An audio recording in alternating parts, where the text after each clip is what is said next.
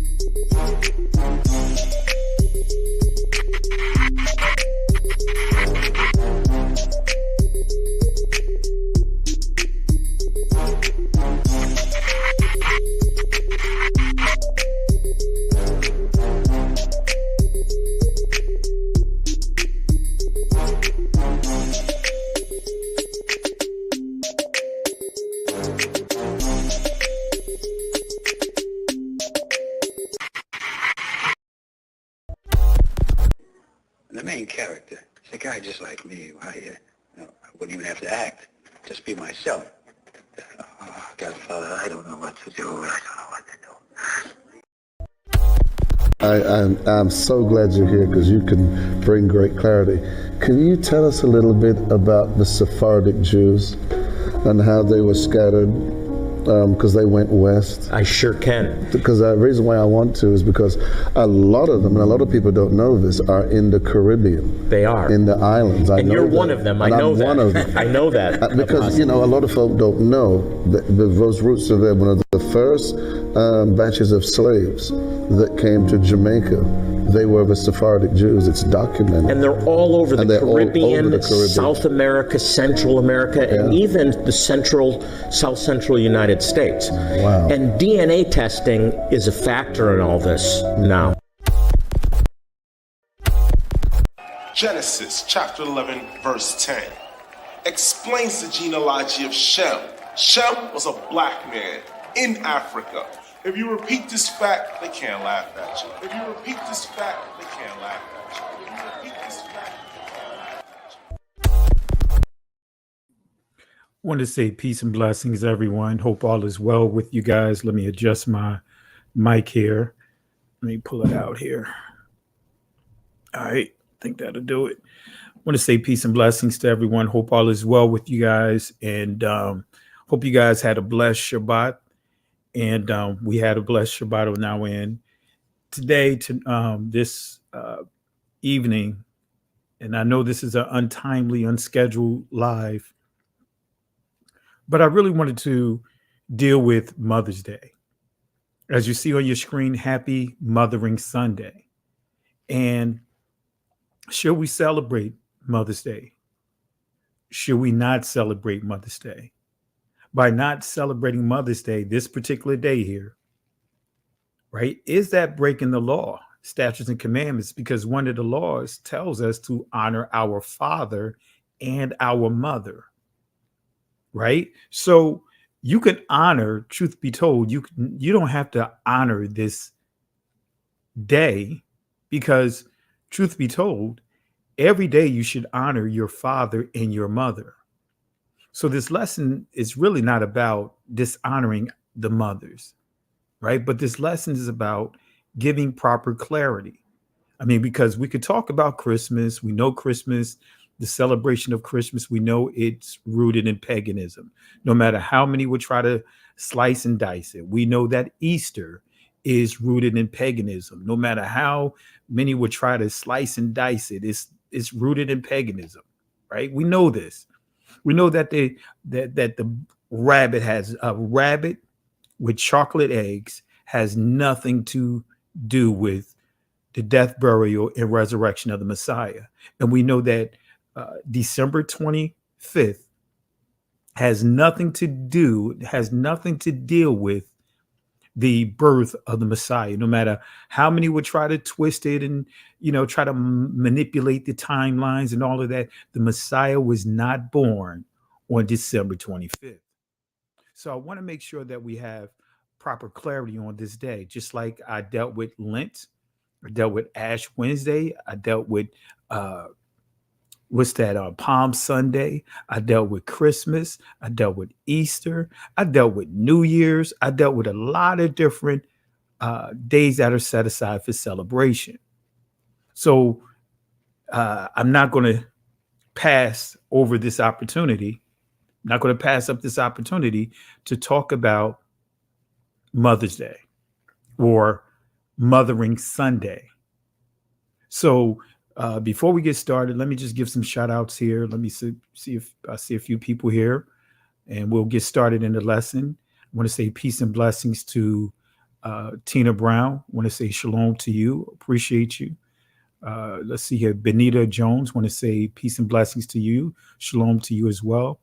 Williams Smithers. Want to say shalom to you. Israelite wife Desiree. Want to say shalom to you.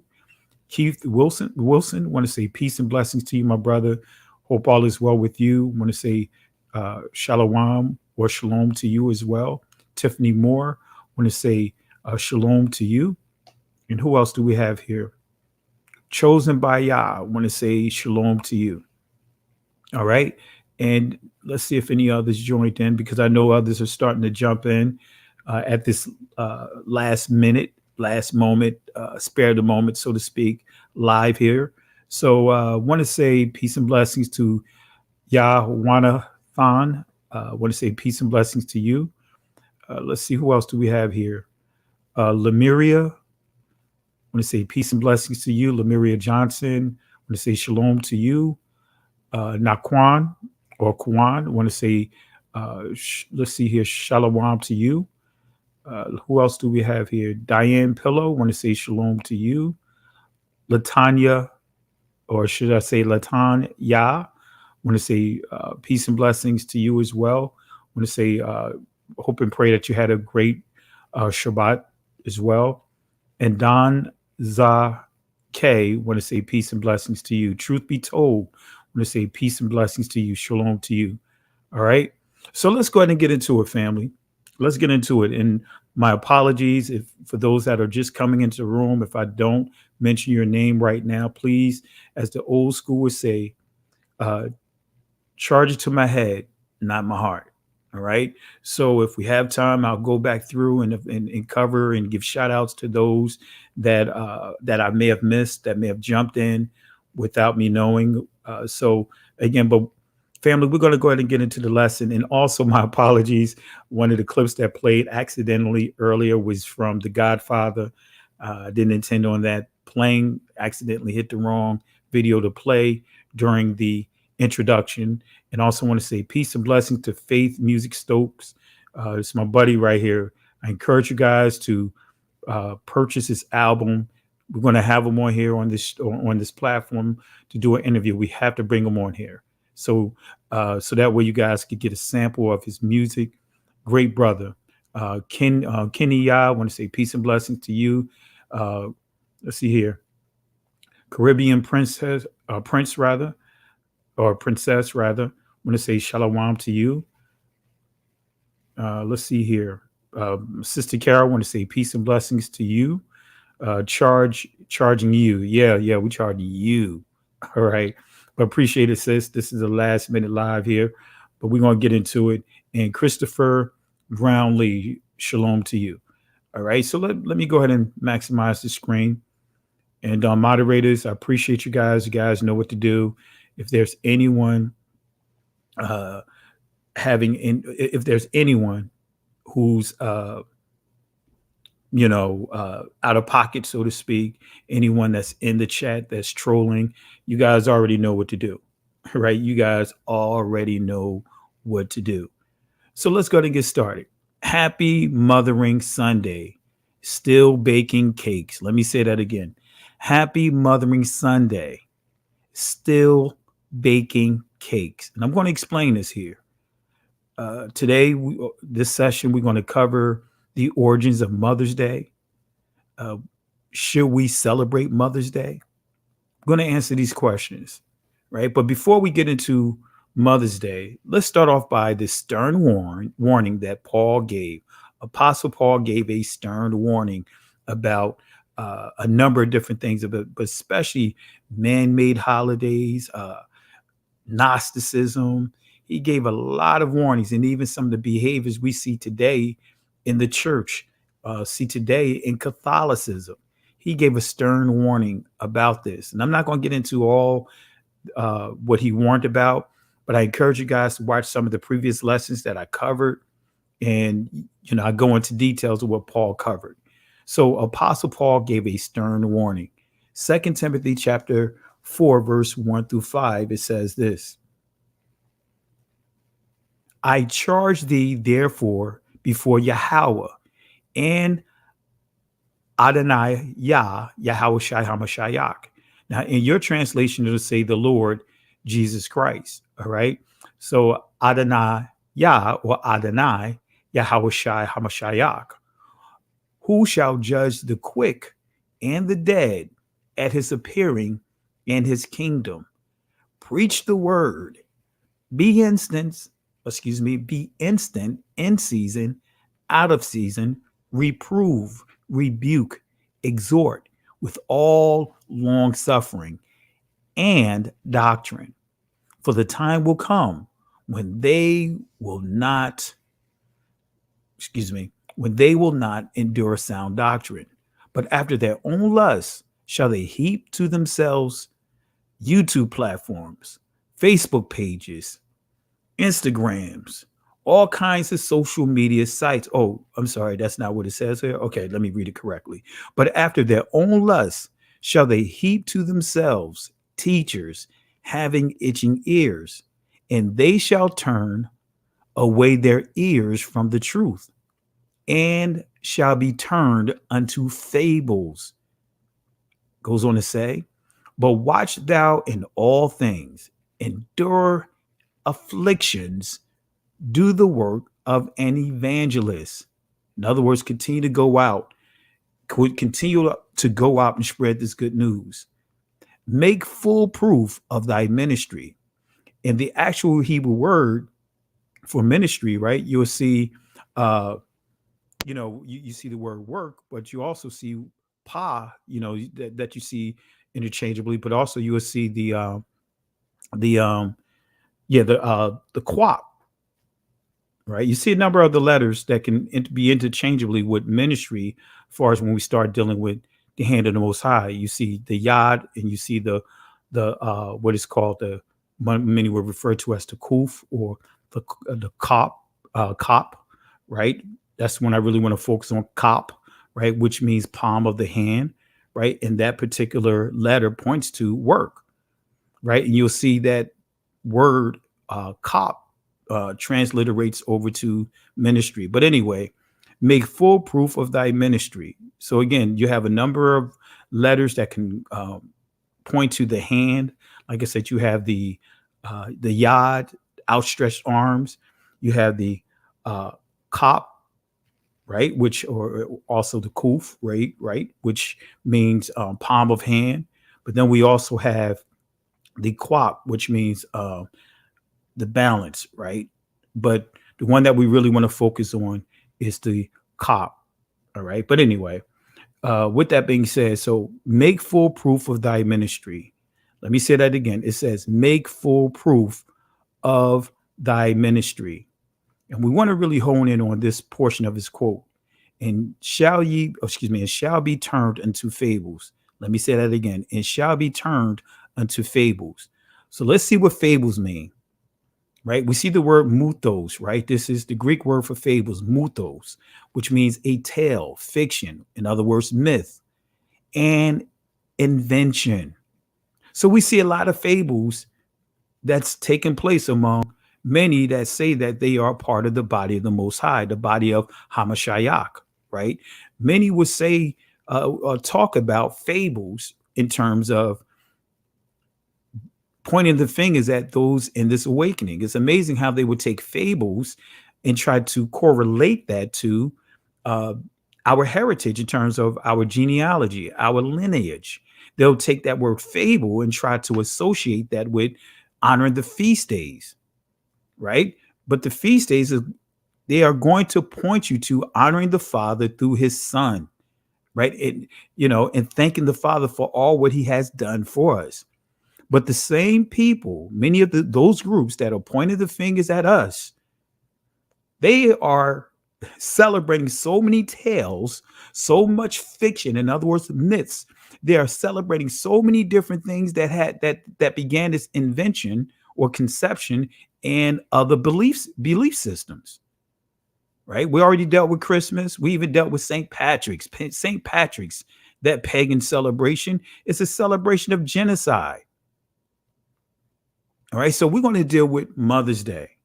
So when Paul says, when he speaks about fables, he's speaking about tales, fiction, in other words, myths and invention, falsehoods, because we know that when we start dealing with mythology, especially with Greek mythology, Roman mythology, you'll see that a lot of fictional tales are included in that, especially when you start dealing with Zeus and, some of the other deities among those groups. A lot of mythology, a lot of fiction. And this is what Paul is warning about, right? So let's start with cookies for Santa, sacrifices to idols. Now, some of you guys probably going to remember this from when I did the lesson about Christmas. All right. Some of you're going to remember this. Right. But let's go ahead and touch on cookies for Santa. Right. Sacrifices for idols. Let's touch on this real quick. This is coming from thehistory.com. Don't forget Santa's cookies and milk, the history of a popular Christmas tradition. Now, guess what? When we understand this, Christmas is filled with all kinds of paganistic rituals, starting with cookies and milk for Santa. So this article is trying to give you the origin of cookies and milk. So according to one theory, the cookies and milk custom is derived from an older tradition when families would stuff stockings with goodies for Santa and hang them by the chimney, his preferred mode of entrance, as a welcoming gift. It goes on to say, leaving cookies and milk for Santa and perhaps a few carrots for his reindeer took off as an American holiday tradition in the 1930s.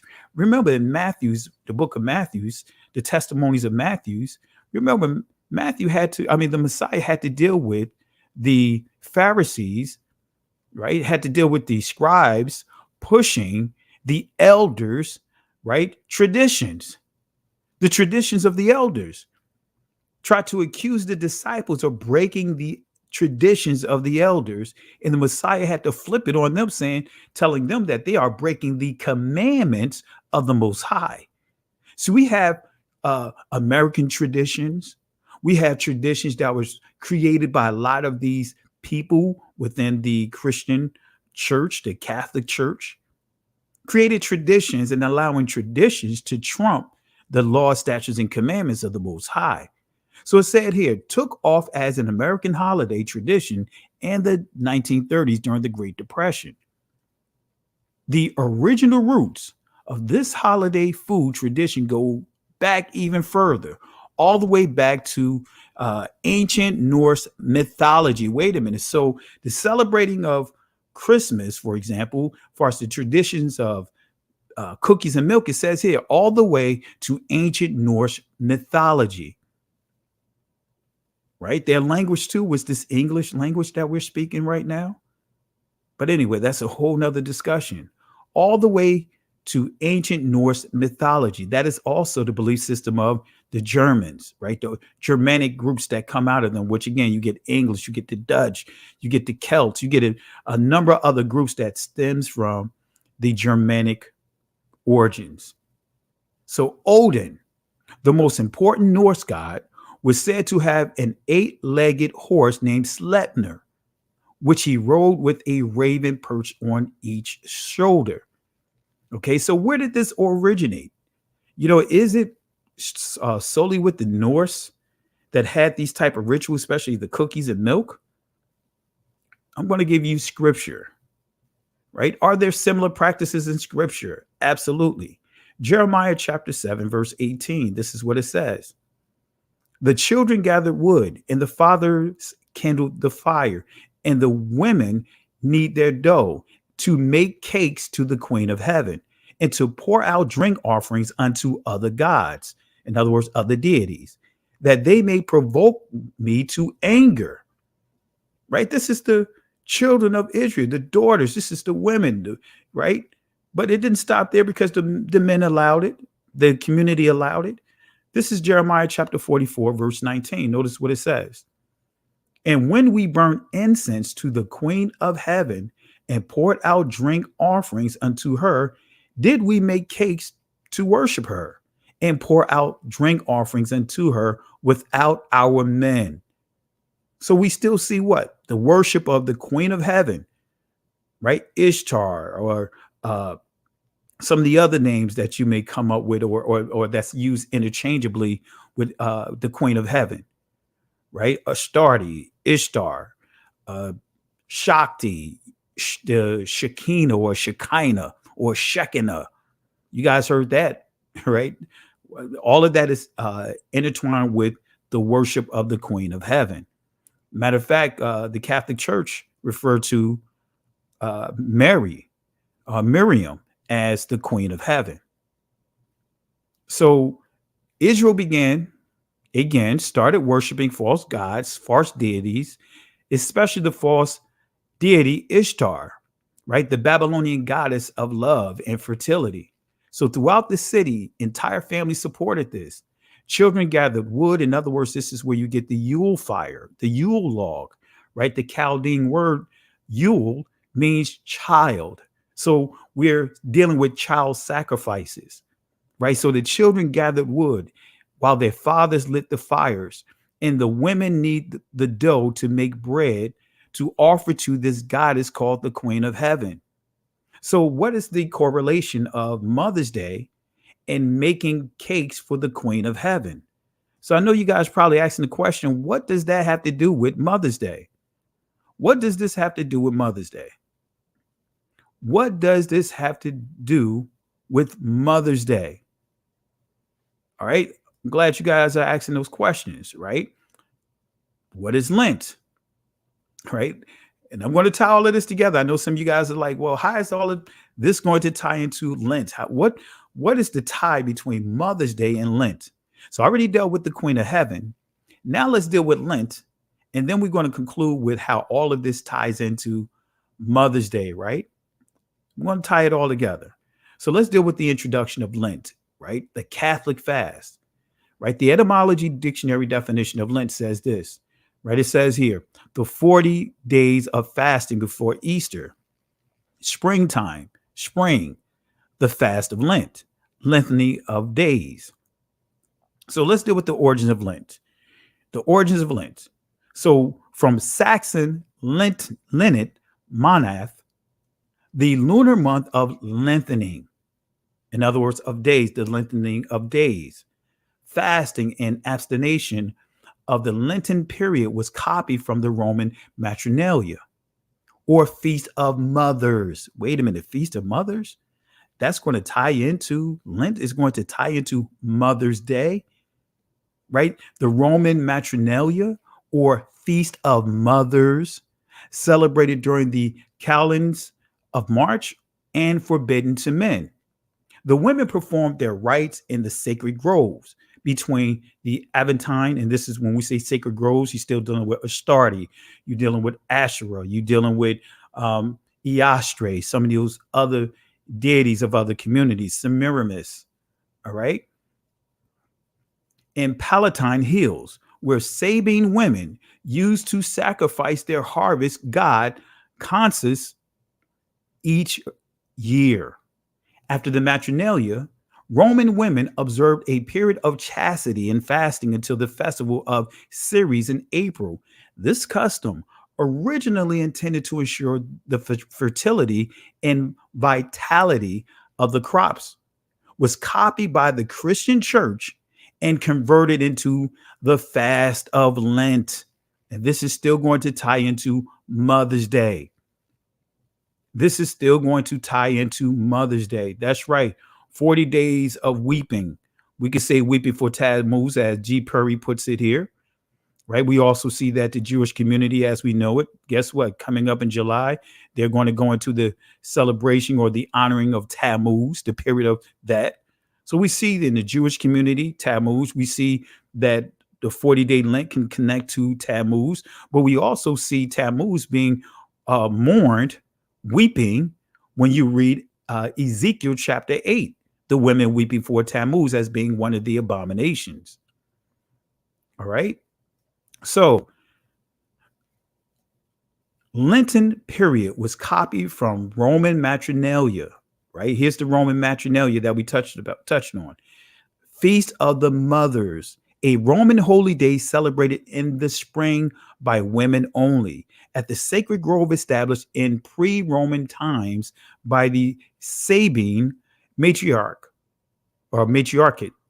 The woman's subsequent period for asceticism and fasting upon the festivals of Ceres in April was the forerunner of the Christian fast of Lent. Rites of matronalia were kept secret from men and remain obscure to this day, though their purpose undoubtedly, was to make the earth mother ready for springtime regeneration. So many of the Roman rituals were copied from the Egyptians and copied from the Babylonians. So is Ash Wednesday connected to the mark of Cain? Right? Because Ash Wednesday, putting the ashes of the cross on the forehead, is this connected to Cain? Right?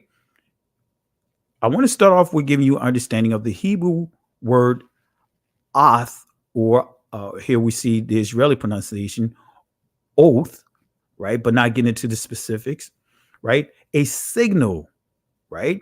Evidence, mark, miracle, proof. So when we say oath or awath or oath, right? It means evidence, mark, miracle, proof. So a mark was put on Cain's head as a sign, proof, evidence. Well, why? Here we go. I'm going to touch on this here. So remember, when you see the word sign, it means it's a signal, it's evidence, mark, and proof. So Yahweh set a mark upon Cain to assure him and to protect him. Was this a visible mark to keep vengeance seekers from killing Cain?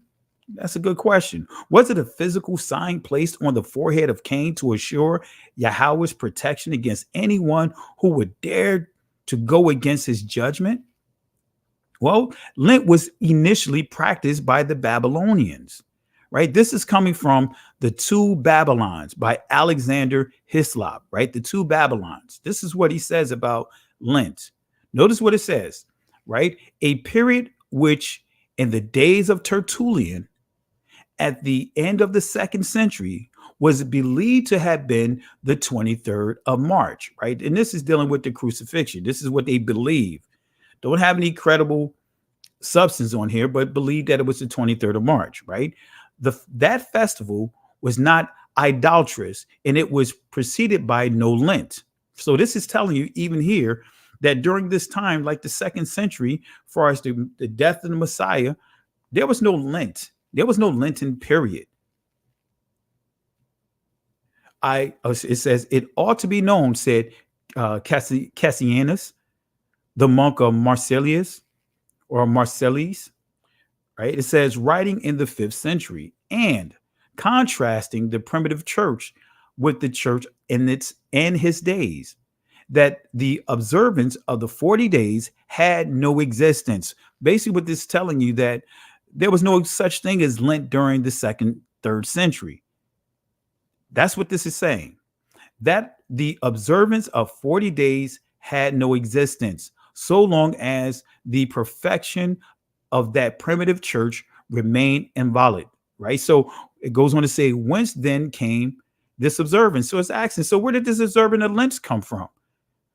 Notice the answer that they give here. It says the 40 days abstinence of Lent was directly borrowed from the worshippers of the Babylonian goddess. Such a Lent of 40 days in the spring of the year is still observed by the Yazidis, or pagan devil worshippers, or courtesans, right? And if you understand the Yazidis, right, if you do a little research on them, you will see a lot of the things that Judaism endorses and pulled over into their mystical system called the Kabbalah. They take a lot of that from the Yazidis, right? They discovered their temple probably about I want to say about 7 or 8 years ago. But anyway, the Yazidis, or pagan devils, worshippers of Kurdistan, who have inherited from their early masters, the Babylonians. So we see here such Lent of 40 days was held in the spring by pagan Mexicans. So we see Lent is pagan. For thus we read in Humboldt, where he gives account of Mexican observances. 3 days after the vernal equinox, begin a solemn fast of 40 days in honor of the sun. So we see Lent is still tying into the honoring of the sun. Ash Wednesday ties into the honoring of the sun. And you can connect Mother's Day. You can connect the Feast of the Mothers, right? So within the Holy Scriptures, we will not find a single commandment telling us to honor Lent, this so-called fast that was created not by the Most High, not by the Messiah, not by the disciples. This is something that was created from foreigners outside that have hijacked a heritage that did not belong to them. It started meshing it with the Roman culture. So when is Lent or Ash Wednesday, right? When is it? Let me answer that question. Let's deal with Ash Wednesdays real quick. This still ties into Lent. This allegedly Christian festival was taken from Roman paganism, which in turn took it from Vedic India. Ashes were called the seeds of the fire god Agni, which power to absolve all sins, according to this belief system. Even if a man does 1,000 things that one ought not to do, by bathing in ashes, he will cause all that to be burnt into ashes as fire burns a forest with its energy. Another source said the ashes stood for the purifying blood of Shiva, and which one could bathe away sins, as Christians bathe in the blood of the Lamb. At Rome's New Year Feast of Atonement, right? That's what, when you understand the Roman New Year's, the Greek New Year's, the Egyptian New Year's, the original New Year's that was being celebrated by these different cultures, these different nations, was the spring equinox. At Rome's New Year Feast of Atonement in March, people wore sackcloth and bathed in ashes to atone for their sins. Then, as now, New Year's Eve was a carnival of eating, drinking, and sinning on the theory that all sins would be wiped out the following day, right? This is where we get into Mardi Gras, because that's what Mardi Gras is. That's celebrating the pagan New Year's, right? Going out here and as far as New Year's Eve and going out here and doing whatever they want to do, which ties into the New Year's Eve of today, this modern, doing the same behaviors. So as it goes on to say here, as the dying god of March, matter of fact, let me read the red again. New Year's Eve was a carnival of eating, drinking, and sinning on the theory that all sins would be wiped out the following day. As the dying god of March, Mars took his worshippers' sin with him into death. Therefore, the carnival fell on Dies Martis, in other words, the day of Mars. In English, this day was Tuesday. This is what they call Fat Tuesday, because Mars was identified with the Saxon god too, right? In French, the carnival day was Mardi Gras. In other words, Fat Tuesday, the day of merrymaking before Ash Wednesday. This is where we get into that Lent, though that fast, right? So, what is the correlation of Mother's Day and making cakes for the Queen of Heaven and Lent? How does Mother's Day tie into the worship of the Queen of Heaven? How does it tie into Lent? How does all of these things tie in together? Right? How does all of these things tie in together, family? Well, let me explain to you. It starts with understanding of mothering, right? Mothering Sunday. Excuse the typo. I put it here twice, but it starts with understanding Mothering Sunday. Right? So what is the origin of Mother's Day? What is the origins of Mothering Sunday? Let's go to the Britannica. Let's see what the Britannica says, and I'm going to give you another source, and then we're going to wrap up. This is pretty straight to the point. Let's see what the Britannica is saying on Mother's Day. Pretty simple. Mother's Day holiday in honor of mothers that is celebrated in countries throughout the world. And its modern form, in other words, we're dealing with how it's celebrated right now. And its modern form, the holiday originated in the United States. Let me read that again. In its modern form, the holiday originated in the United States, where it is observed on the second Sunday in May. Many other countries also celebrate the holiday on this date, while some mark the observance at other times of the year. During the Middle Ages, right, the custom developed of allowing those who had moved away to visit their home parishes and their mothers on Later Sunday. In other words, the fourth Sunday of Lent. See how it still ties into Lent? This became Mothering Sunday in Britain, where it continued into modern times. Although it has largely been replaced by Mother's Day, still the same day, family. Mother's Day is celebrated on Sunday, May 8th, 2022. Anna Jarvis of Philadelphia, whose mother had organized women's groups to promote friendship and health, originated Mother's Day, right? But no, not the originator of Mother's Day or Mothering Sunday. On March 12th, 1907, she held a memorial service at her late mother's church in Grafton, West Virginia. Within 5 years, virtually every state was observing the day.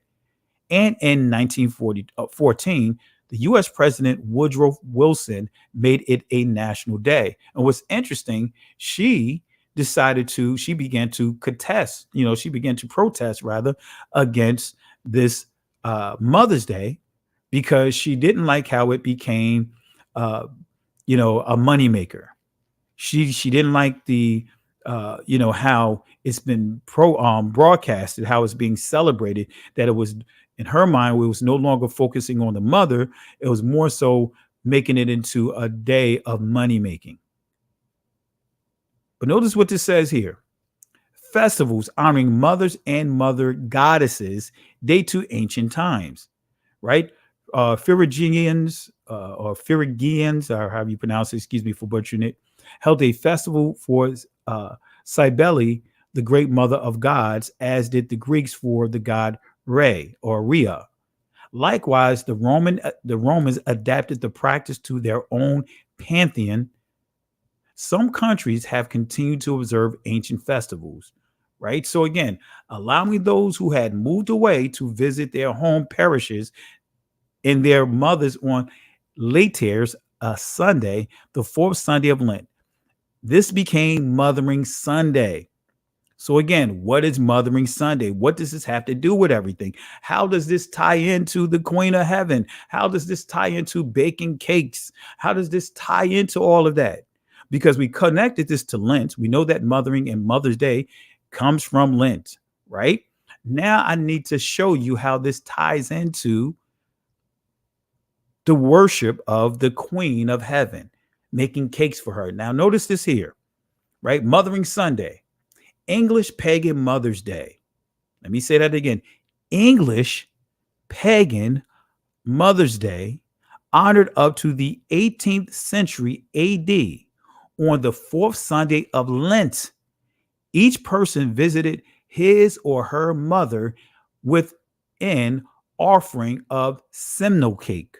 Wait a minute. So they notice what it says here. You see, offering what? A cake, simnel cake, right? Similla, as far as Latin, fine flour. Let me read it one more time so you can see how this still ties into the paganism, as we pointed out. We tied it into the matronalia and all that other stuff. You see that right here. But we see now this also ties into the Queen of Heaven. Because what? Her mother with an offering of simnel cakes. In other words, let me read it again.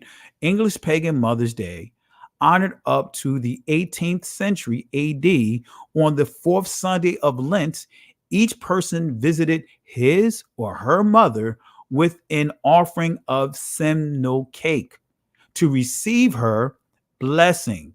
Right? This is spelled wrong. This should say blessing. This was going a mothering. That's what it was called. Honoring Mother's Day, it was called going a mothering, right? Mothering Sunday, right? This was going a mothering. Herrick mentioned the custom in his Kenzenet to the nymph Dianeme, probably Diana of Nemi. The simnel was a mannequin, in other words, gingerbread man, similitude or host of God ceremonially eaten, right? Of a God, of a deity, ceremonial eaten. Wait a minute. So you saying that them, let me go back here, offering the mothering Sunday, the origins of Mother's Day, right? Telling us that on the fourth Sunday of Lent, each person visited his or her mother with offering of simnel cake to receive her. So that simnel cake, focus on that, to receive, as you see here, her blessings. This was going a mothering. But the key is the simnel was a mannequin, right? Gingerbread man, similitude, or host, a God ceremonially eaten. You see how all of this ties in? You see how all of this ties in, family? Now, again, I'm not saying not to honor our fathers. I'm not saying not to honor our mothers, right? But the scriptures are clear that we're supposed to do that. Honor our fathers, honor our mothers. But guess what? Guess what? We're supposed to do that every day. We're supposed to honor our father and our mother every day. And I said it in the proper order because many say mothers first and then fathers. No, father and mother. That's what the commandment says. Honor thy father and thy mother, excuse me. So why are we still bringing in all this pagan stuff? Why are we still bringing in all these things? Again, honor our fathers, honor our mothers. But why do we have to do things within the parameters of these perversions that we see here? Why are we doing that? Why are we celebrating and honoring these things that are rooted in paganism? There's no set aside day inside the scriptures of Father's Day and Mother's Day.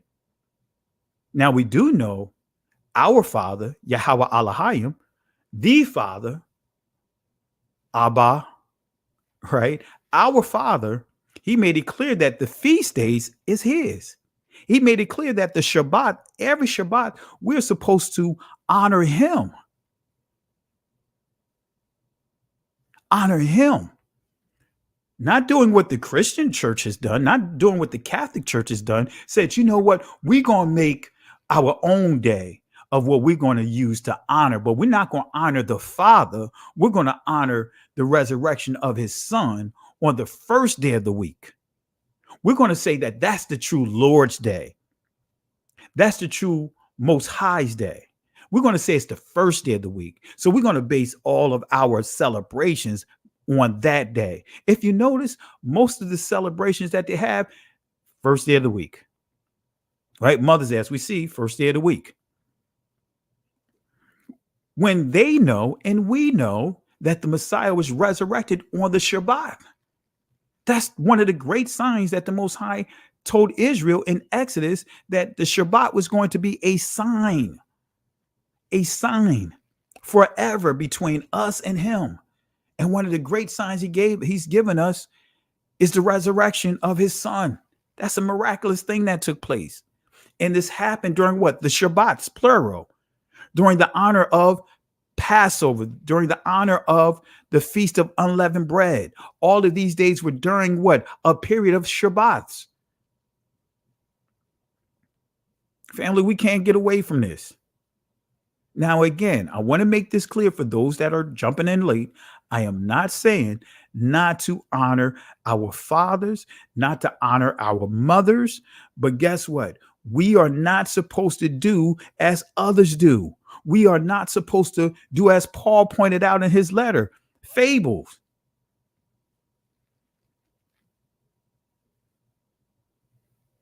There is not a single day that's just one day that's just set aside to honor the mothers and to honor the fathers, honor the mothers. Why? Because that's supposed to be every day. We're supposed to honor each other. We're supposed to honor our fathers. We're supposed to honor our mothers every day.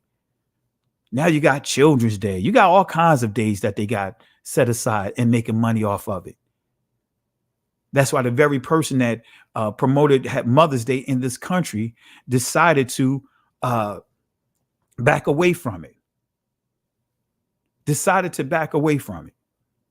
And I want to say peace and blessings to Tina Brown for the super chat.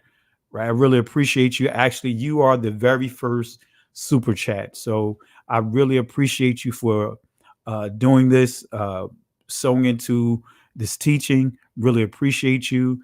Love how you break your lessons down, Pastor. May the Most High continue to bless and keep you and yours. You are appreciated. Thank you. I really appreciate you. Thank you for the words of encouragement. Really appreciate you. And again, you are the very first super chat, the first person to contribute, to give a super chat. So I thank you for doing so. And so, family, again, we're supposed to be that set aside, right? That separate. We're supposed to be that peculiar treasure. We're supposed to come out of this system, not mesh with the system. That's where Israel got in trouble when they went into the promised land, because the Most High made it clear for them to stay separate from those in the land, that promised land. But instead of being set apart, they began to mix and mesh with the cultures of the Canaanites. And as far as some of the other countries that was there inside that territory, they began to want to do and be and operate and function the way that they function. And they got in trouble every time. When you read the book of Judges, you'll see that there's multiple captivities. Again, Israel sinned before the Most High went into judgment, right? Again, Israel sinned before the Most High went into judgment, went into captivity.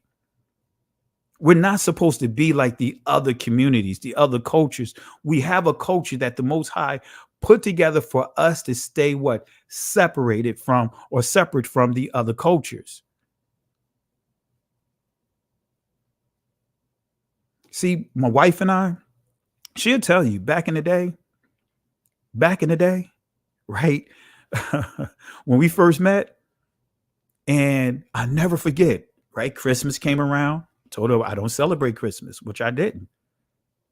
Then Valentine's Day came around, and I told her before that even came, Valentine's Day even came, I laid it down. I didn't lie to her. I didn't, I was always an upfront person. Back in the day, I told her I didn't celebrate Christmas, and I told her that, hey, I don't celebrate Valentine's Day. And a lot of my books, I wish I still had those books that got destroyed when my house got destroyed by a hurricane that I had down near the water. But anyway, I told her, and she would tell you, she thought I was gaming to get out of giving her a gift for Valentine's Day. But guess what I said to her? She'll tell you exactly what I said to her. I said, I don't celebrate Valentine's Day. I said, would you rather for me to give you a gift on Valentine's Day, or would you rather for me to give you gifts regularly outside of this particular day that I don't celebrate? And the rest is history. My wife never got a Valentine's Day card from me, ever. Right? She never got balloons or any of those things given to her. Now, in our assembly, we used to do the Mother's Day. But guess what? We don't do Mother's Day anymore. You know, we use we use Purim to honor the women because of what Esther had done. But we don't use it as a form of Mother's Day. We just use that as an opportunity to thank the women for all what they have done and continue to do. But we don't do the Mother's Day. We don't do Father's Day. We don't do none of those things. Why? Because it's imperative to teach that this is something that we should do every day, all day, round the clock, honoring those that have sowed so much into our lives. So again, why?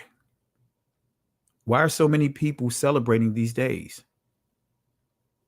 Why many of our brothers and sisters, even after knowing this history, right, still insist on doing and celebrating these pagan holidays, and wondering why, many don't even want to deal with the church anymore. Many people are falling away from the church, right? Many people are getting away from that suppressive system. Because I call it a suppressive system.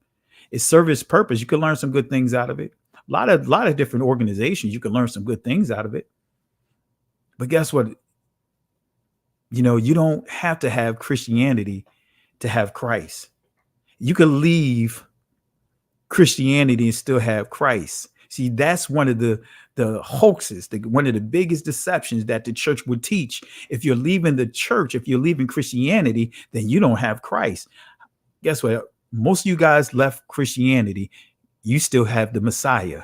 You still worship the Father, Son, and the Holy Spirit. It's just that you're not doing it under the guise, under the delusion, or under the way that the church has taught us. You're not honoring that Trinity stuff anymore. When we start getting into the Council of Nicaea, when we start dealing with 321 AD, when they came up with their whole what is called statement of faith. That's what you see in a lot of churches, most churches, statement of faith, and they start reading, I believe that this, I believe that, I believe this, I believe that, I believe that. Guess what? We don't have to confess the statement of faith to prove ourselves to anyone. To anyone. To anyone. I want to say peace and blessings. Thank you, Sarah. Really appreciate you, Sarah Sutherland.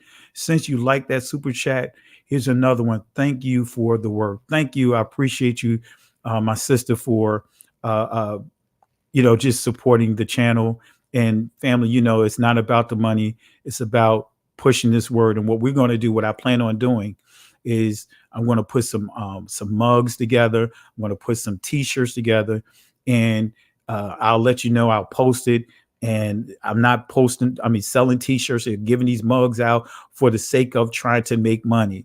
No, I'm going to have these mugs available, and we're going to give these things away. Whatever is contributed, whatever is donated, we're going to use that to give out gifts to you guys for supporting the platform. So I plan on having mugs. I plan on having T-shirts. I plan on having, things that, resources that we're just going to give out. So thank you guys for your gifts. Again, thank you, Sarah. I really appreciate you for your donation, for your investment. That's what I like to use. I don't like to use donation. I like to use investment. So family, again, as a matter of fact, I'm going to say peace and blessings to my brother right here, Family, let's show some love to my brother right here. Gullah Geechee Tours. Man, I'm telling you guys, if you haven't, get down to Charleston, South Carolina. Get down there and go to see my man Godfrey. And Godfrey, I'll be hitting you up before the day is over. I got your call. I was in Shabbat service when you called. But give some love to this brother right here, right? He is using, his business. He's using everything that he does to uplift our people, to educate our people. So I just want to put him up there. And matter of fact, we're going to come up with a 30-minute, well, not 30-minute, like a 60-second. I'm going to put together a 60-second advertisement promotion of his business. So every time I do a video, you guys are going to see advertisement for his tours, for his business.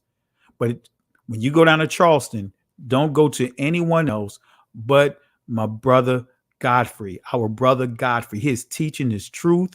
He's not candy coating anything. He will give you the actual facts about that area. That is my brother right there. I'm looking forward to dropping this video on some of the jewels that he shared with my wife and I when we was down in Charleston. And I will upload some of the clips that I had. I plan on dropping a few clips this week on our experience down in Charleston, South Carolina. So I say this again, family. And again, I'm not trying to sound preachy or anything like this, but guess what, family? I want to make it clear. I am not telling you guys that you don't have to honor your family. You don't have to honor your father.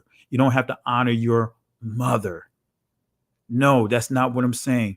Guess what? We don't need to do it in the way that Massa is telling us to do it. We don't need to do it in the way that paganism, these people that can't let go paganism, that took their cultures and now meshed it through the tool called syncretism.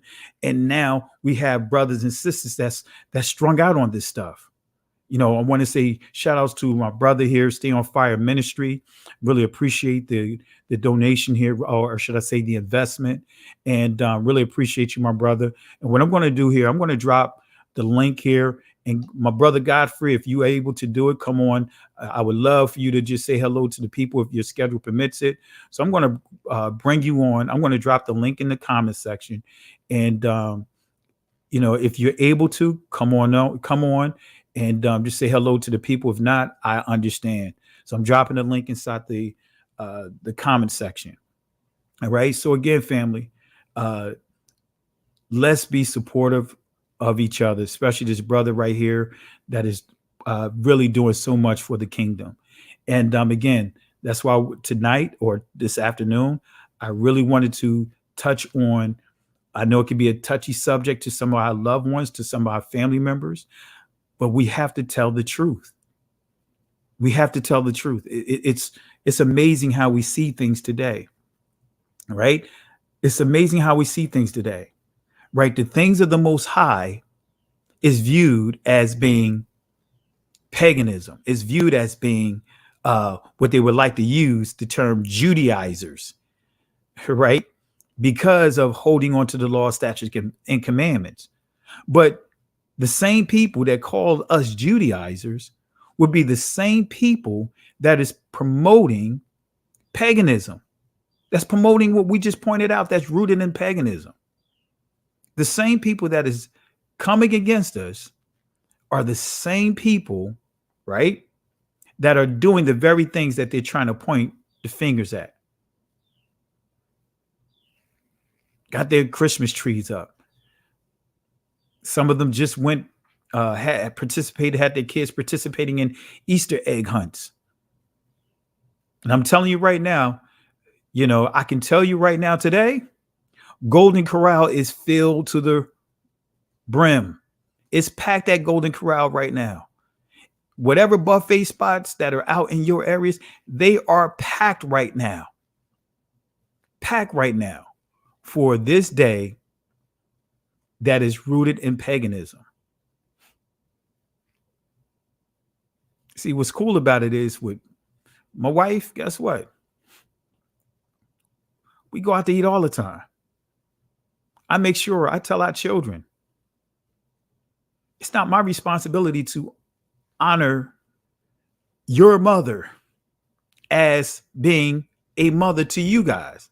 I said it's imperative that you guys, every day you honor your mother for being your mother. I honor my wife as being what? My wife. I honor my wife as the Most High has given me a helpmeet, someone that's going to help me meet the requirements of the Most High. Someone that's going to tell me that, hey, encourage me not to give up on my responsibilities. That's what Eve's responsibilities was to Adam, to encourage him not to give up on his responsibilities to the Most High. Speak life. So I thank the Most High. And guess what? I show my appreciation for my wife, for being my wife. But it's the responsibility of our children to respect me as being their father, and respect and honor my wife, which is their mother, as their mother. Right? It's not my responsibility. It's the children to, as we're supposed to teach, to honor their father and their mother all the days of their life. I want to say thank you for J-Dub, Yah over everything. Really appreciate you for the super chat here. Praise Yah for his truth going forward. Keep shining Yah's light, brother. Thank you for the words of encouragement. Really appreciate you. Thank you, my sister. I really appreciate it. Really appreciate it. So family, when we are engaging in all this other celebrations that have nothing to do with the Most High, we are actually taking on the cultures of the very people that have enslaved us, the very people that have stripped us of our identity. Now they are telling us how we are supposed to celebrate and honor our identity. Right? Got it backwards. Took our identity from us. Right? Came up with a process, a system to make us blind to who we are, and then repackage it and force us into what is called Christianity, Catholicism. That's why they're one of the biggest religions in the world, is because of them forcing it on our people. And forcing Catholicism on our people, forcing Christianity on our people. Right? I want to say peace and blessings. Appreciate Chosen by Yah for the super sticker, super chat. I really appreciate you. Thank you again for the super sticker. Thank you again, my sis. I really appreciate the love and support for what you're showing on this channel. Thank you again. Thank you. Cannot thank you enough. Thank you again. So I got a book here on my desk here that I purchased. Right. I found this book years ago at this book right here, West African City, a study of tribal life in Freetown. Right. I found this book years ago at a what they call it, a garage sale. Paid a couple of dollars for this book. And in this book, it tells you why many of our brothers and sisters decided to go into Islam over in Freetown, over in Africa, versus Christianity. Because at least in Islam, from their mindset, that Islam was teaching the Messiah looks like them, is a reflection of us. They could not get with this visualization of a Messiah that was not a reflection of the very people he come from. Our West African brothers and sisters knew their identity. Our brothers and sisters that are descendants from Israel, they knew their identity.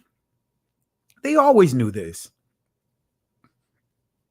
So, again, family, I'm just putting the information out there.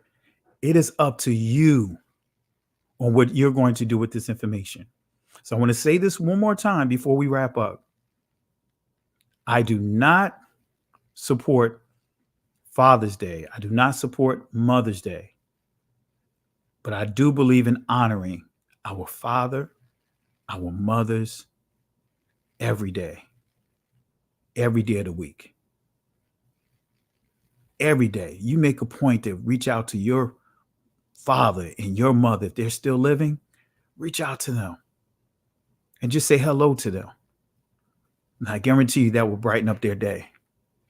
So with that being said, family, I really appreciate you guys for the love and support, for the super chat contributions. I really appreciate you guys. And we got some great things that's coming up. Again, I'm working on Road to Savannah. I got a lot of information. We're getting closer and closer to the ending of this part 2. Got some special guests that's going to be on this particular lesson, or should I say documentary. And I have some other things that I'm working on in terms of getting this documentary out there, as far as looking for some venues like Vimeo, and want to look at getting it on Amazon and some of the other tools and some of the other platforms. So I'm working on getting this documentary really out there to be viewed by our brothers and sisters that just don't know this truth.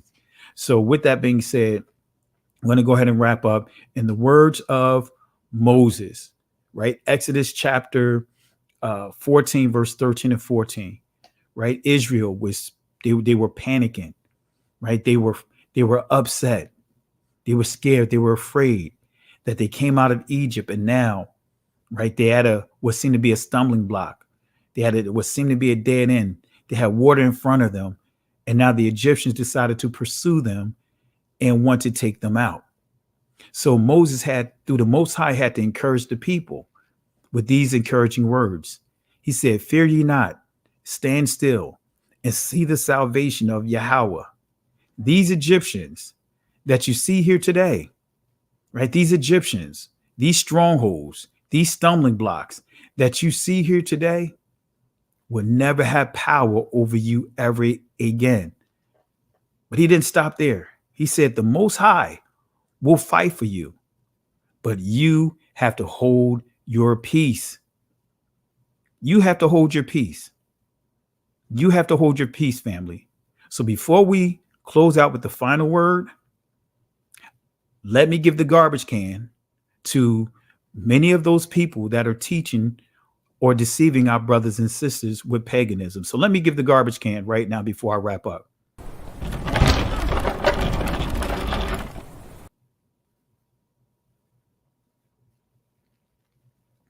All right, let me try it again.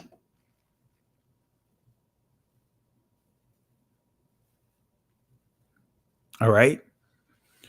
Well, let's give their order to go. Let's give a 3-piece in their order to go. Let's try this.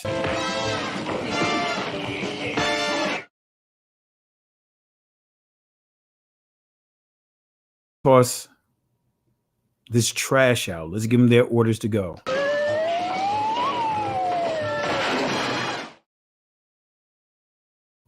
All right. So with that being said, family, we'll get back into that and we'll go through the chat to see who else you guys want to throw into this garbage can as we continue to progress. So be on the lookout for some of the videos that I'm going to do this week. Got some uploads that I'm going to upload with you. Got another special video I'm going to upload with KRS-One. Got some other things, got some teachings we're going to do. So be on the lookout for some things that I'm going to upload this upcoming week. Got some things from our people down in Charleston that's going to speak to you and give you this truth. All right. So with that being said, family, can't go back, can't stay here. Keep moving forward.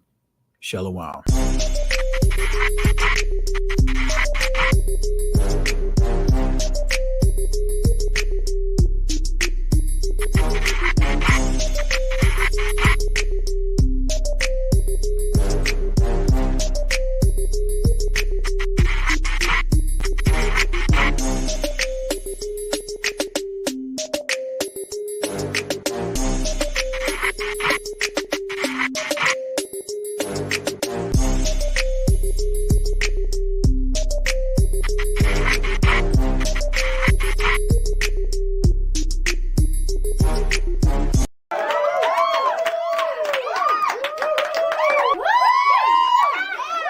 Somebody better